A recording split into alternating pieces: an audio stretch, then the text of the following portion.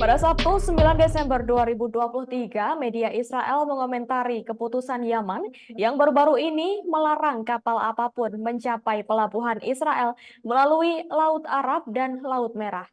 Adapun kebijakan tersebut akan terus dilakukan Yaman sampai kebutuhan warga di Gaza akan bantuan makanan dan obat-obatan terpenuhi.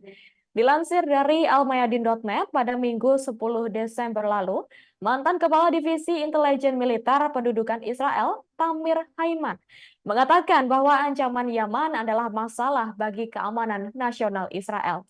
Kemudian juga menjadi ancaman strategis yang sangat serius terhadap kebebasan maritim Israel. Bahkan kebijakan tersebut juga menunjukkan bahwa ancaman Yaman akan berdampak pada warga Israel dalam hal biaya hidup yang akan menjadi lebih tinggi. Adapun dalam konteks terkait, komentator militer untuk Channel 12 Israel, Nir Devori, menyebutkan bahwa Israel berusaha menyampaikan pesan kepada Amerika Serikat, yakni bahwa ancaman Yaman bukan hanya masalah Israel, namun merupakan masalah global yang butuh perhatian, bukan hanya intervensi dari Israel. Devori kemudian menekankan bahwa Israel menganggap ancaman Yaman sebagai sesuatu yang merugikan rute perdagangan dan pelayaran global. Kebijakan itu juga menekankan pentingnya mengatasi masalah tersebut secara global daripada Israel menanganinya sendirian. Sementara itu, Kepala Ekonomi di BDO Consulting Israel, Chen Herzog, memperingatkan bahwa ancaman Yaman terhadap pengiriman maritim ke Israel dapat menyebabkan dampak ekonomi yang besar pada biaya hidup dan rantai pasokan.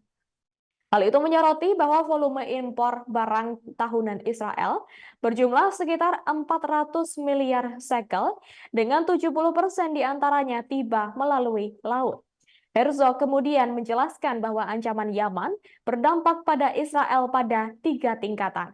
Pertama, peningkatan biaya asuransi untuk transportasi laut ke Israel karena meningkatnya risiko. Kedua, potensi pergeseran rute pelayaran dari timur ke Israel mungkin mengharuskan kapal untuk mengelilingi Afrika daripada melewati Selat Bab el-Mandeb dan Laut Merah. Hal ini akan memperpanjang waktu berlayar selama 30 hari yang mengakibatkan peningkatan biaya pengiriman laut. Lalu, tingkat ketiga diwujudkan dalam perusahaan pelayaran asing yang sepenuhnya menghindari pelabuhan Israel untuk mengurangi risiko atau karena pembatasan perusahaan asuransi. Sebagai informasi, Angkatan Bersenjata Yaman pada Minggu 10 Desember lalu mengumumkan penerapan keputusan baru yang dapat ditindaklanjuti untuk mendukung Gaza yang akan melarang semua kapal yang terikat dengan Israel terlepas dari kebangsaan manapun untuk melewati Laut Arab dan Laut Merah. Dalam sebuah pernyataan, juru bicara Angkatan Bersenjata Yaman, yakni Brigadir Jenderal Yahya Sari, menyatakan bahwa larangan tersebut segera berlaku dan diperingatkan semua kapal dan perusahaan agar tidak berurusan dengan pelabuhan Israel.